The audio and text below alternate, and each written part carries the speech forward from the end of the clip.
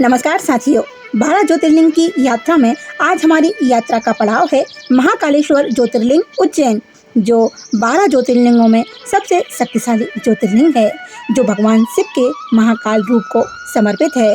12 ज्योतिर्लिंगों में इसका स्थान भले ही तीसरा है, किंतु इसका प्रभाव प्रथम स्थान पर आता है। इस ज्योतिर्लिंग के दर्शन, पूजन, आराधना, अभिषेक आदि का प्रभाव कुछ ही समय में प्रत्यक्ष दिखाई देने लगता है। जो मध्य प्रदेश के उज्जैन में क्षिप्रा नदी के निकट रुद्र सरोवर के तट पर स्थित है। प्राचीन काल में इस स्थान को अवंतिका के नाम से जाना जाता था। यहाँ उस समय चारों तरफ वन हुआ करता था, जहाँ अनेक ऋषि मुनियों के आश्रम थे। वह यह स्थान शिक्षा व गणना का केंद्र भी हुआ करता था। यहाँ बहुत दूर दूर से विद्यार्थी शिक्षा ग्रहण करने आते थे। भगवान श्री कृष्ण ने भी यहीं शिक्षा ग्रहण की थी। यहीं उज्जैन से ही पूरे विश्व का मानक समय निर्धारित होता था। चैनल पर नए हैं तो कृपया चैनल को सब्सक्राइब करें, ताकि ऐसी ही धार्मिक वीडियो आपको मिलती रहे। महाकाल के दर्शन को हजारों भक्त हर दिन दर्शन को आते हैं। यहाँ का धार्मिक, सांस्कृतिक, आध्यात्मिक व ऐतिहासिक महत्व अद्वितीय है। इसका रहस्यमय इतिहास व अद्वितीय परंपराओं को जानना अपने आप में अनोखा अनुभव है। यहाँ की भस्म आरती का अनोखा अनुष्ठान सिर्फ महाकाल मंदिर में ही किया जाता है, और यह आरती 16 पुजारी करते हैं, जिनमें 10 पुजारी जनोई पाती परिवार के व 6 पुजारी खूट पाती परिवार के होते हैं, जो भस्म आरती की व्यवस्था संभालते हैं। भगवान महाकाल में दिन की शुरुआत सुबह 4 बजे भस्म आरती से होती है। इसके साथ ही पट खोले जाते हैं। अघोर मंत्रों से यह भस्म आरती होती है, और जो भी श्रद्धालु इस आरती में शामिल होना चाहते हैं, उन्हें कुछ विशेष नियम अपनाने होते हैं। शरीर पर सिर्फ धोती पहनना होती है। पुरुष ही इस आरती को देख सकते हैं। महिलाएं आरती देख सकती हैं, परंतु जब भस्म चढ़ती है तब उन्हें ओट करना होती है, क्योंकि इस वक्त भगवान निराकार रूप में होते हैं। इस स्वरूप को देखने की अनुमति महिलाओं को नहीं है। इसके बाद अनेक विधियों से महाकाल का श्रृंगार किया जाता है, भस्म अर्पित की जाती है। प्रातःकाल निराकार रूप में भगवान शिव के रूप में रहते हैं, फिर वह शिव से शंकर के रूप में आते हैं। माना जाता है सर्वप्रथम भगवान शिव ने सती के शरीर की राख या भस्म को अपने शरीर पर धारण किया था। आज भी महाकाल की भस्म आरती हजारों वर्ष पूर्व के अनुसार ही होती है, और यही महाकाल की मुख्य पूजा मानी जाती है। भस्म आरती का समापन प्रचंड अग्नि, डमरू की तीव्र ध्वनि एवं शंख के जोरदार स्वर के साथ किया जाता है। इसके बाद सुबह 7 बजे दंतोदय आरती होती है, जिसमें दही और चावल का भोग लगाया जाता है। दोपहर 2 बजे भोग आरती होती है, भोग लगाया जाता है। शाम 5 बजे भगवान महाकाल का पूजन श्रृंगार किया जाता है, जिसमें भांग समर्पित की जाती है। इसके बाद जल चढ़ाना बंद हो जाता है। शाम 7 बजे संध्या भोग आरती की जाती है। संध्या आरती में तेज नगाड़ों, ढोल, घंटियों के साथ महाकाल की पूजा की जाती है। इसे मृदंग आरती भी कहा जाता है, और रात 10 बजे शयन आरती की जाती है। प्राचीन समय में जलती हुई चिता की राख से भस्म आरती होती थी। माना जाता है इसका संबंध मृत्यु से है, परंतु यह पूर्ण सत्य नहीं है, क्योंकि काल का मतलब मृत्यु और समय दोनों से है। उज्जैन में महाकाल को ही राजा माना जाता है, और यह अनोखी परंपरा है कि कोई भी जीवित राजा या शासक उज्जैन में रात नहीं बिता सकता। यह परंपरा राजा विक्रमादित्य के समय से ही चली आ रही है, परंतु यह पूर्ण सत्य नहीं है। सत्य तो यह है कि यहाँ महाकाल का राज है, और जो भी राजा यहाँ आए वो महाकाल को अपना आराध्य मानकर और स्वयं को उनका सेवक मानकर यहाँ रुक सकता है, और जो भी स्वयं को राजा मानकर यहाँ रुकता है उसका राजपाट छिन जाता है।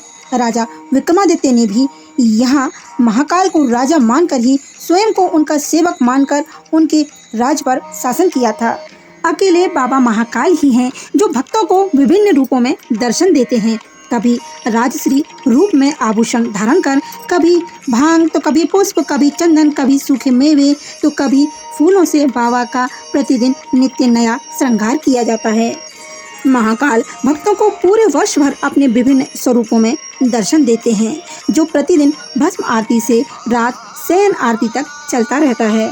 यह मंदिर दुनिया से अलग इसलिए भी है क्योंकि यहाँ 6 आरती होती हैं और हर आरती में शिव नए रूप में दर्शन देते हैं।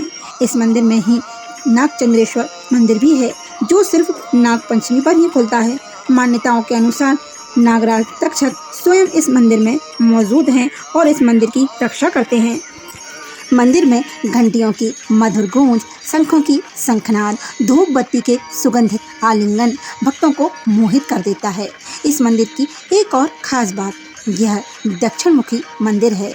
सामान्यतः शिवलिंग की जलाधारी उत्तर दिशा की ओर होती है, परंतु यहाँ महाकालेश्वर में यह जलाधारी दक्षिण मुखी है।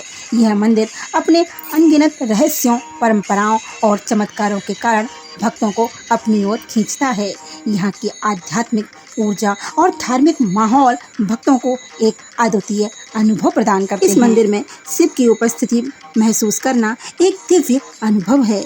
अटूट विश्वास के साथ भक्त भगवान के दयालु आशीर्वाद की तलाश में महाकाल की आरती में सक्रिय रूप से भाग लेते हैं। इस स्थान पर न केवल शिव ने राक्षस का वध किया, अपितु काल को भी अपने चरणों में झुका दिया और बन गए महाकाल। समय से आगे, मृत्यु से परे यहाँ वह दिव्य शक्ति विराजमान है जो समय को भी अपने वश में कर ले, मृत्यु को भी जीत ले, जो भविष्य को भी अपने अधीन कर ले। यही कारण है कि यहाँ का शिवलिंग स्वयंभू माना जाता है, जो तंत्र साधना और रहस्यमय आराधना का सबसे महत्वपूर्ण शिवलिंग है। कहते हैं इनके दर्शन मात्र से जन्म जन्मांतर के पाप कट जाते हैं। माना जाता है स्वयं ब्रह्मा जी ने यहाँ पर स्तुति गान किया। सम्राट विक्रमादित्य ने इस मंदिर को आध्यात्मिक मान दिया। यहाँ से शुरू हुआ विक्रम संवत भारत की परंपरागत काल गणना का केंद्र बना। दक्षिण मुखी शिवलिंग होने के कारण इसे अत्यंत जागृत, अत्यंत शक्तिशाली और तंत्र सिद्धि वाला शिवलिंग माना जाता है। जो भी इस शिवलिंग के दर्शन करता है, इससे निकलने वाली दिव्य ऊर्जा में प्रवेश करता है, उसके जीवन से भयावह छाया नष्ट हो जाती है, चेतना के द्वार खुल जाते हैं। मंदिर के निचले स्तर पर कुछ ऐसे गुप्त कक्ष हैं जहां वर्षों पहले तक अघोरी साधना और तांत्रिक अनुष्ठान होते थे। कुछ विद्वान मानते हैं कि इस स्थान पर आज भी ऊर्जाएं सक्रिय हैं, शिव की ऐसी प्रचंड शक्ति जो मनुष्य के बस के बाहर है, इसलिए इन गुप्त तहखानों को वर्षों से खोला ही नहीं गया।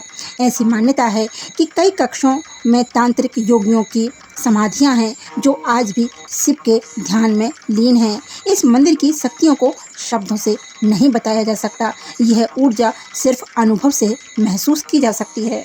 उज्जैन के विषय में और जानकारी हमारे पिछले वीडियो में आपको मिल जाएगी, जिसका लिंक डिस्क्रिप्शन में मिल जाएगा। महाकाल का आशीर्वाद हमारे और आपके जीवन में सदा बना रहे।